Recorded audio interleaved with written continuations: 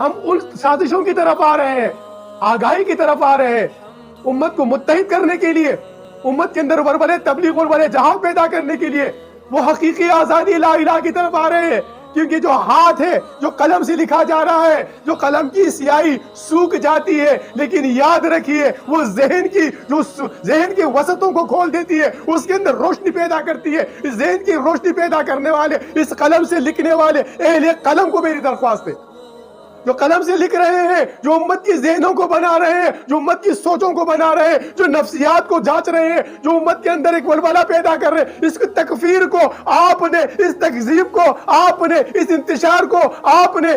اس ٹکراؤ کو آپ نے قوت سے بدلنے کے لیے اس سیاہی کو آپ نے، جو آپ لکھ رہے ہیں، وہ سوکھی سیاہی جو اس ذہنوں کی سوچوں کو جو بیدار کر رہی ہے، جو اس کے اندر روحانیت پیدا کر رہی ہے، جو اس کے اندر جلا بخش رہی ہے، یہ آپ کی ذمہ داری ہے اہل قلم کہ آپ قلم اٹھائیے۔ نون والقلم، قرآن نے قلم کی قسم کھائی ہے۔ اس قلم سے آپ، اس علم سے جو اہل علم ہے، اس علم سے جو آپ زبان سے اپنے منبر و محراب پر بیٹھ کر آپ الفاظ کی ادائیگی باتیں بتا رہے ہیں، کیونکہ سرکار کبریا کا فرمان ہے کہ اس زبان سے اپنی زبان کو لگام دو، اپنی زبان کو جو ہے نا، اپنی زبان سے دوسروں کے عیوب مت تلاش کرو، ارے اس زبان سے تو امت کے اندر خیر پیدا کرو۔